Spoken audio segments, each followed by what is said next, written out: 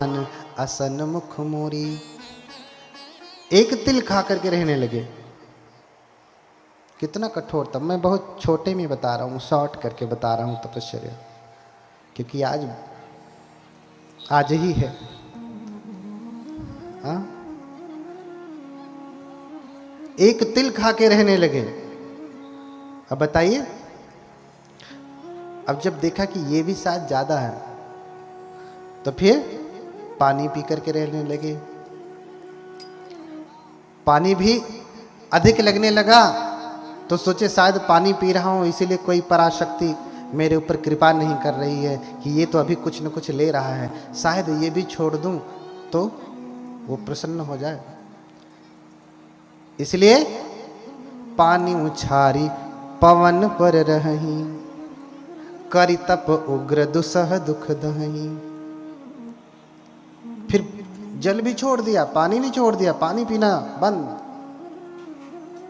सिर्फ हवा पी करके रहते थे। हवा, हाँ, 2-4 गिलास हवा पी लिया और रहते थे। आप कितना गिलास हवा पीते हैं? कितना लीटर, कितना किलो? हाँ, वो भी जितना आप पीते हैं उतना वो भी पी करके रहने लगे। हाँ, और जब तप कर रहे हैं तो उनके साथ 5 तपस्वी भी हैं। 5 तपस्वी, भद्दी, अस्सजी, कौंडिन्य, महानाम, वप्र। जो मैंने बताया 8 ब्राह्मण आए थे उसमें एक कौंडिन्य है। वही कौंडिन्य है इन पंचवर्गीयों में। इन पंचवर्गीयों में वही कौंडिन्य है। अब कौंडिन्य सबसे सीनियर हो गए यहाँ पे 5 में। वहां सबसे जूनियर थे, यहां सबसे सीनियर हो गए, ज्येष्ठ हो गए। और जब सिद्धार्थ तप कर रहे हैं तो वो भी तप कर रहे थे। जब तक भोजन चला तब तक चले, जब तक फल चला तब तक चले, जब तक तिल खा करके रहे तब तक चले, और जब पानी पी करके रहे तब तक चले। पानी भी छोड़ दिया, हवा पी करके रहने लगे तो इनका संयम टूट गया। देखी विकट तप धीरज भंगा, पंच तपी छक छारे निसंगा। उनका धैर्य अब नहीं रहा। भैया हमसे नहीं होगा, अब तुम ही तप करो, जब ज्ञान प्राप्त होगा तो हमें बता देना। हाँ, तुम तप करो पाना तो हमें बता देना। हाँ, देखी विकट तप धीरज भंगा, पंच तपी छकी छारे निसंगा। तजहिन गौतम निज तप घोरा, अटल रहे संकल्प कठोरा। वो तो भाग लिए, लेकिन सिद्धार्थ भगौड़े थोड़ी ना कि भागेंगे। मैंने पहले ही बताया, घर छोड़ करके भाग करके कोई भगौड़ा होगा, बुद्ध नहीं हो सकता है। आपके घर में झगड़ा हो, झगड़ा छुड़ाने के लिए कहिए भैया मत झगड़ा करो, मैं यहीं घर छोड़ के चला जाता हूँ, सारी झंझट खत्म, अब मैं चला जाता हूँ। और जब घर छोड़ के चले गए तो चलो अच्छा मैं घर छोड़ के आया हूँ, प्रयास करता हूँ बुद्ध बन जाता हूँ। बुद्ध बन जाएंगे? नहीं, जब तक आपकी चेतना जन्म से ऐसी नहीं है, नहीं बन सकते। बुद्ध कोई भगौड़े नहीं है, सिद्धार्थ कोई भगौड़े नहीं है। तजहिन गौतम निज तप घोरा, अटल रहे संकल्प कठोरा। अपने संकल्प पर अटल रहे कि नहीं, चाहे कुछ हो जाए, चाहे कुछ हो जाए मैं तप छोड़ूंगा नहीं। और शरीर इतना सूख गया, इतना सूख गया, ये क्रिया करते करते करते 6वां वर्ष चलने लगा। 6वां, 5 वर्ष बीत गए, 6वां वर्ष चल रहा है। इतना करते करते करते हर महीने हर वर्ष कुछ न कुछ छोड़ते छोड़ते अब सिर्फ हवा पे रह रहे हैं। कठोर तप कर रहे हैं कि अब कोई आ जाएगा। अरे बड़ी कठोर तप किया। उससे पहले भी बरसही मेघ घटा घन घोपी, कीचड़ बीच पर ही चित चोपी। जब घनघोर वर्षा होती थी बारिश के समय में तो घर में नहीं जाते थे, कुटिया में नहीं जाते थे, बल्कि कीचड़ में ही लेट जाते थे। तप करते थे कि हो सकता है अब कोई पराशक्ति मेरे ऊपर कृपा करके प्रसन्न हो जाए तो मुझे कोई ज्ञान दे दे। जेठ मास मह बसन बिहाई, तप्त रेत पर लेट ही जाए। जब जेठ के महीने में मई जून में भयंकर गर्मी पड़ती है ना, उस समय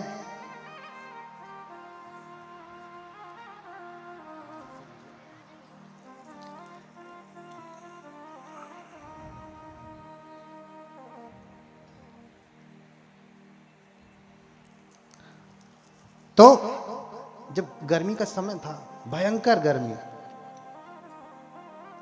उस भयंकर गर्मी में भयंकर तप रही रेत पे जाकर के लेटते थे कि शरीर जब तपेगा तो हो सकता है कोई प्रसन्न हो जाए। लेकिन कोई प्रसन्न नहीं हुआ। बड़ी लंबी तपस्या, लेकिन कोई प्रकट नहीं हुआ। तो शरीर सूख गया, सिर्फ रक्त मांस खर ताप सुखाने, हाड़ हाड़ सब देह लखाने। सब कुछ सूख गया, मांस सूख गई, रक्त सूख गया, जो कुछ भी था अंदर के अंग वो सब कुछ सूख गए। अब क्या बचा? सिर्फ हाड़, हड्डियां पूरी एक एक आप गिन सकती हैं। जैसे कभी कभी कोई बच्चा कुपोषण का शिकार हो जाता तो उसकी हड्डियां गिन लेते हैं ना, बिल्कुल वो तो फिर भी ठीक होता है। उनकी दशा, उनकी स्थिति उससे भी बुरी हो गई तप करते करते, उससे भी बुरी हो गई। लेकिन फिर भी तप छोड़ नहीं रहे, फिर भी तप नहीं छोड़ रहे हैं। एक दिन जाते हैं निरंजना नदी में स्नान करने के लिए और सोचते हैं कि मैं स्नान करके आऊंगा, फिर से तप प्रारंभ करूंगा। निरंजना नदी में जल बहुत कम है, धीरे धीरे ही बह रहा है। तो जैसे जल के ऊपर कोई पत्ती गिर जाए तो बहाव तेज हो या धीमा हो, पत्ती गिर गई तो पत्ती भी धीरे धीरे बहने लगती है। ये जैसे ही नदी में उतरते हैं, शरीर तो इनका क्या हो गया है? कंकाल, शरीर में शक्ति नहीं है। जैसे ही उतरते हैं, धीरे धीरे पानी के बहाव को भी रोक करके बाहर नहीं निकल पा रहे थे, बहते जा रहे थे जैसे कोई पत्ता पानी के ऊपर बहता हो। बहते बहते कहीं किनारे पर किसी वृक्ष की टहनी लटकी हुई थी जल के अंदर, उस टहनी को पकड़ लेते हैं और फिर बाहर निकलते हैं। एक वृक्ष के नीचे ओट लगा करके ऐसे बैठते हैं, टेक लगा करके, और फिर सोचने लगते हैं कि इस प्रकार से तो मेरा शरीर नष्ट हो जाएगा, मैं मर जाऊंगा और फिर मुझे ज्ञान तो प्राप्त होगा नहीं। उसी समय सुजाता नाम की एक ग्वाला की लड़की है, आज की भाषा में कहे तो जो यादव वर्ग है ना, ग्वाला है, जो ग्वाला की लड़की है, उसने मनौती मांगी की थी। जिस पेड़ के नीचे वो बैठे हैं उसी पेड़ के नीचे मनौती मांगी थी कि विवाह के बाद पहली बार में अगर मुझे बेटा पैदा हुआ तो मैं सोने के कटोरे में खीर चढ़ाऊंगी। हे वृक्ष देवता, मेरी मनोकामना पूरी करें। संयोग रहा, मनौती पूरी हुई और अपनी दासी को भेजती कि जा देख, जिस पेड़ के नीचे मैंने मनौती मांगा था वो पेड़ है कि नहीं, अगर है तो साफ सुथरा कर देना, आज मैं खीर चढ़ाऊंगी। दासी जाती है और जाके देखती है कि स्वयं वृक्ष के देवता बैठे हुए हैं। कौन? सिद्धार्थ। अभी नदी से बाहर निकल के आए हैं, टेक लगा के बैठे हैं। दासी आकर के देखती है, वो सोचती है कि वृक्ष के देवता हैं और भागी भागी जाके कहती है कि मालकिन देवी, स्वयं वृक्ष के देवता प्रकट हुए हैं, आपकी कामना पूरी हुई, आशीर्वाद देने के लिए। सुजाता ने खीर बनाया। खीर कैसे बनाया? आप कैसे खीर बनाती हैं? पुरुष भी बनाते होंगे, ज्यादातर माताएं ही खिलाते पिलाते हैं। आपका शरीर जो इतना हट्टा कट्टा है, माताओं की देन है। गर्भ से लेके गर्भ के बाहर आने तक ये स्वस्थ शरीर किसकी देन है? माताओं की देन है। अब पुरुष वर्ग भी थोड़ा सहायता करने लगे हैं, थोड़ा, वो भी धमकी देने के बाद। बोलिए भगवान बुद्ध की। हाँ, कैसे खीर बनाती है? सुजाता ने कैसे खीर बनाया, वर्णन मिलता है कि सुजाता, जो कि ग्वाले की लड़की है, बहुत गौएं हैं, 1000 गौओं का दूध निकाल करके 500 गौओं को पिलाती है। गाय का दूध जब खराब होने लगता है तो लोग गाय को ही पिला देते हैं, भैंस का भैंस को ही पिला देते हैं। जब ज्यादा हो जाता तो क्या करें, पहले कोई बेचा नहीं जाता। 500 का निकाल करके 250 को पिलाती है। इसका दूध खराब नहीं हो रहा है, लेकिन खीर बनाना है इसको। फिर 250 का दूध निकाल के 100 को पिलाती है, 100 को फिर 50, 50 से फिर 25, 25 का निकाल करके 16, 16 से फिर 8 गौओं का बचा हुआ दूध निकाल करके वो खीर बनाती है। खीर बनाती है, उसमें चावल नहीं डालती। आज की भाषा में कहें तो खोवा हो गया वो। दूध जलाएंगे तो क्या बनेगा? खोवा। उसमें चावल नहीं पड़ा है, हम चावल डाल के खीर पकाते हैं।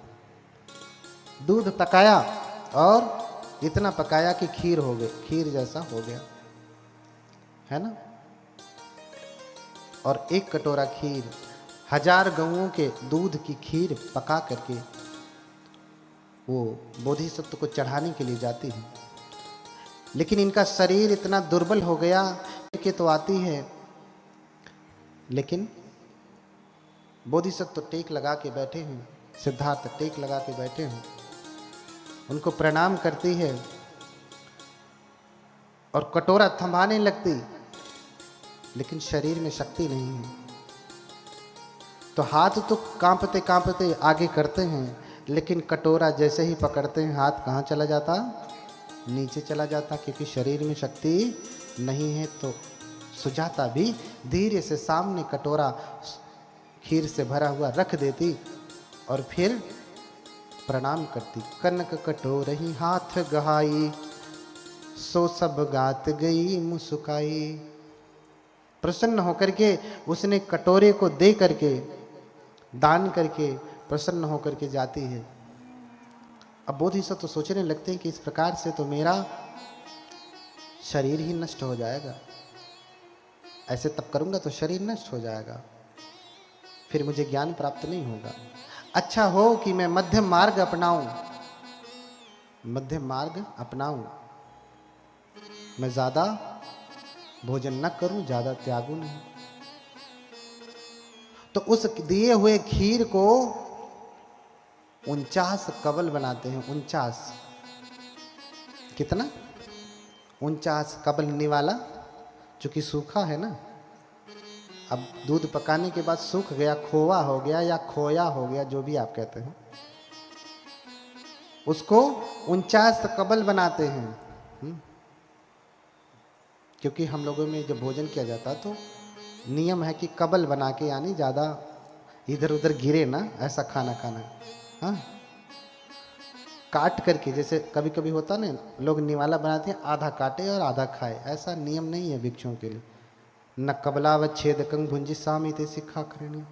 कबल को काट करके नहीं खाऊंगा, छोटा ही बनाया, पूरा खाना है, काट के नहीं खाना कि दाल चावल लपेटा रोटी से आधा काटा, ये कौन सा खाना?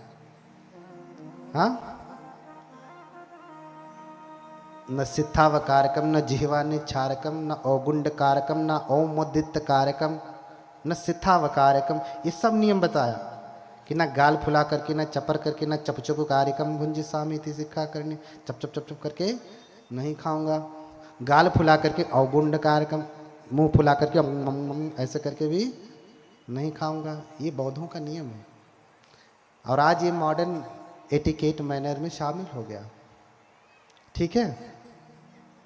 समसूप व्यंजनम भुंजी सामिति सिक्खा करनी, सपदान सूपम भुंजी सामिति सिक्खा करनी, है ना। सक्कच्चन पिंड पातन भुंजी सामिति सिक्खा करनी। हाँ, सत्कार पूर्वक भोजन लूंगा, समान रूप से लूंगा, न इतना उसमें दाल डाल दूंगा कि गीला हो जाए, दाल छर्रा भात भर्रा हो जाए, उतना ही डालूंगा कि चावल बंध जाए और खाना है। काट के नहीं खाऊंगा, चप चप करके नहीं खाऊंगा, गाल फुला के नहीं खाऊंगा, और न हथ ने लेह कंगुंजी सामिति सिक्खा करनी हो, हाथ चाट के भी नहीं खाऊंगा, उंगलियां चाट के नहीं खाऊंगा, न पत्तनी लेह कंगुंजी सामिति, पात्र को चाट करके, थाली को कुछ लोग खाते तो पात्र को चाट के भी नहीं खाऊंगा। चट्टन नहीं होना है, चाट करके खाना नहीं है। बहुत सारे नियम है, 75 प्रकार के खाने के नियम है, सेखियां हैं, उसके बाद तो और भी भिक्षुओं के बहुत सारे नियम। इसलिए 49 कबल बनाया। कबल कबली कर आहार है ना, मैंने 4 आहार बताया, ये पहला आहार। 49 कबल बनाया और खा जाते हैं। अब फिर वही उनकी 49 दिन का भोजन होता है, 7 सत्ते 49, 7 सप्ताह का भोजन होता है। वही भोजन कर लेते हैं। जैसे ही भोजन करते हैं, भोजन करने के बाद शरीर में थोड़ी शक्ति आती है, कटोरा लेकर के निरंजना के किनारे फिर जाते हैं और कटोरा ऐसे ही फेंकते हैं, कहते हैं मुझे ज्ञान प्राप्त होने वाला है। हाँ, यदि मैं बोधि परिवर्तितु पत्तम, यदि मुझे बोधि प्राप्त होने वाली है तो ये परिवर्तित हो जाए पात्र, अर्थात धारा के विपरीत दिशा में जाए। धारा इधर बह रही है तो पात्र किधर जाए, इधर जाए। और कहते हैं वहां से 7 कदम आगे गया और जा करके वहीं पात्र डूब गया नदी में। आगे गया, धारा के विपरीत दिशा में गया, क्यों? क्योंकि उन्हें बोधि प्राप्त होने वाली थी। और फिर सिद्धार्थ आ जाते हैं और फिर वृक्ष के नीचे, उसी पीपल के वृक्ष के नीचे, अभी बरगद के थे, अब पीपल के वृक्ष के नीचे आ जाते हैं और आसन लगा करके बैठना चाहते हैं कि अब मैं तप करूंगा, भोजन कर लिया हूं, शरीर में शक्ति आ गई। तो विचार करते हैं कि पूर्व के बुद्ध किस दिशा में मुख करके बैठते हैं। तो विचार किया तो पाया कि पूर्व दिशा में पूर्वाभिमुख हो करके सभी बुद्ध। ये आवाज़ थोड़ी साफ नहीं लग रही है, भारी भारी सी लग रही है, भाएं भाएं कर रही है, इसको बोलो ठीक करे। उसको समझ में नहीं आता क्या, 3 दिन से कर रहा है। हाँ,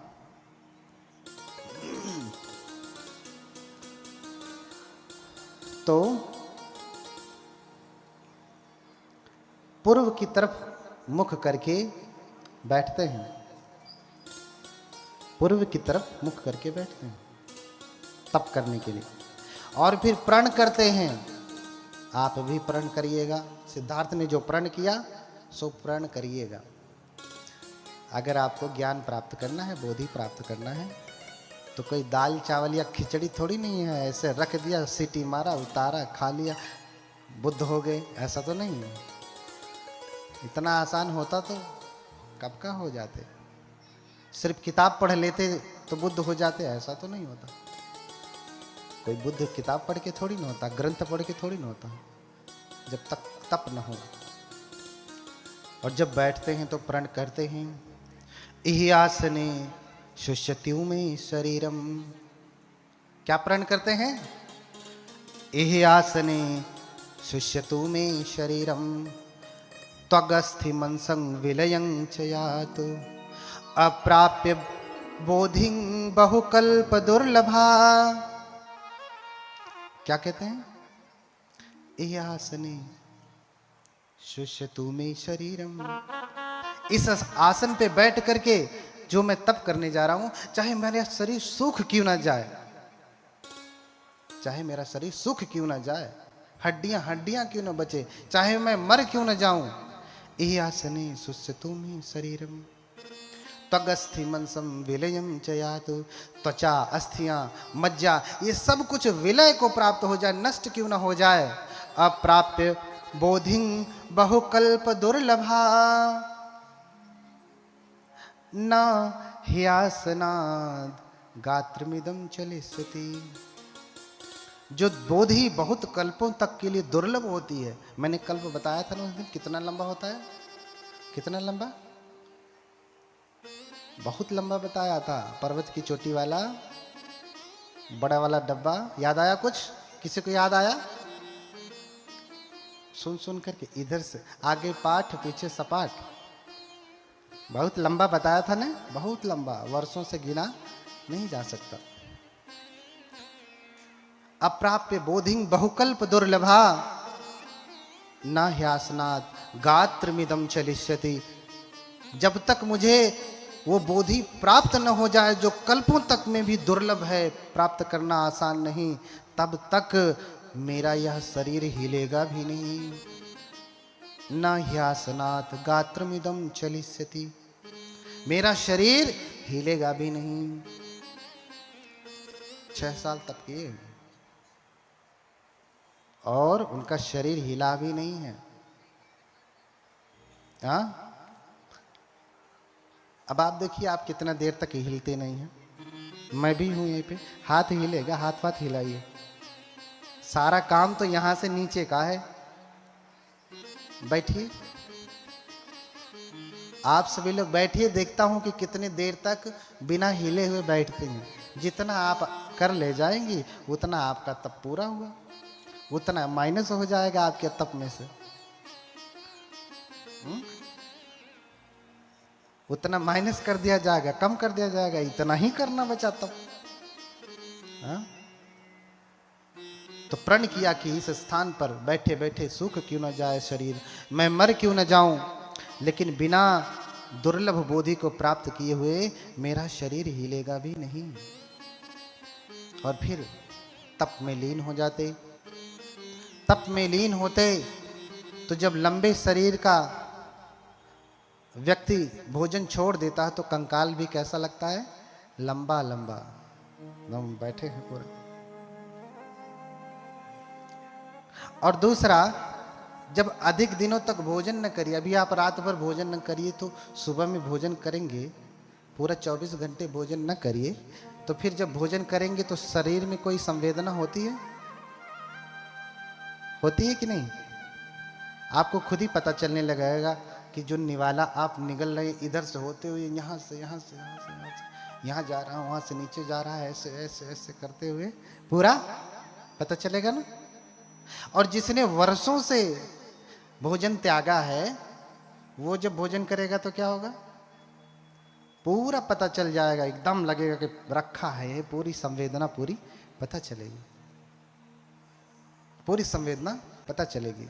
हुआ ही ऐसे, साधना करने के लिए बैठे तो कुछ साधना अलग से समझ में नहीं आई, लेकिन भोजन किया है इतने दिनों के बाद तो शरीर उनका खुद ही संवेदना देने लगा, बताने लगा कि तुम्हारे शरीर में विशेष प्रकार की संवेदनाएं हो रही हैं।